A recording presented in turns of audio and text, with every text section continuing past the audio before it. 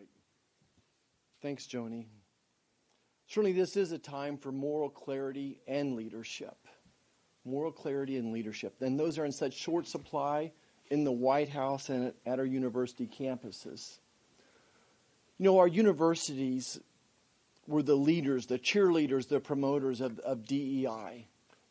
DEI has taken over Comp 1 classes and Econ 101 classes and Psych 1 classes, and all the way through your master's thesis, our universities are just dominated by this DEI theme.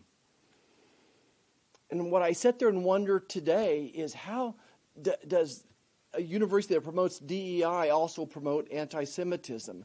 How do you square that circle?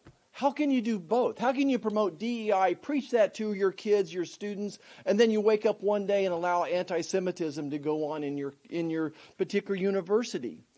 Could you imagine being on a university today, and wherever you see a sign that says Jews or Zionism or Israel, and then of course there's some negative slogan with that. If you would insert another ethnic group, another religion, then that would be considered a terrorist crime.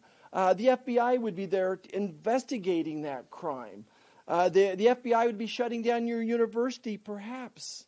You know, I'm just reminded of what happened in the Holocaust, where if we allow them to go after the Jews, they're going to come after you next. That's why this is so important. This is why it's so important that we just not talk the talk, but we walk the walk. And in this country, we don't allow hatred, and we don't allow violence against other groups because of their ethnicity, because of their religion.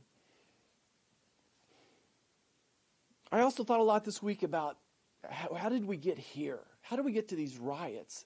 And I still think that we are living in a culture of lawlessness created by Joe Biden. It started with an open border, totally against the law. There's no laws on our border right now. He's basically proposed and allowed cashless bail to go on. We see these smash and grabs go on. It can defund the police. And we turn our heads against violent riots that we saw in 2020, and now we're seeing today. We turn our heads to violence and people that are breaking laws right now. You know, there's a rot in our universities. There's a rot in the White House, and there's a rot in this country to allow this to go on. I think about this moral clarity. I think about leadership. And I often go back and say, well, is this the first time this ever happened in this country? Well, no, it's not. And I go back to Governor Ronald Reagan, what he did in a similar situation, and what President Eisenhower did in a similar situation as well.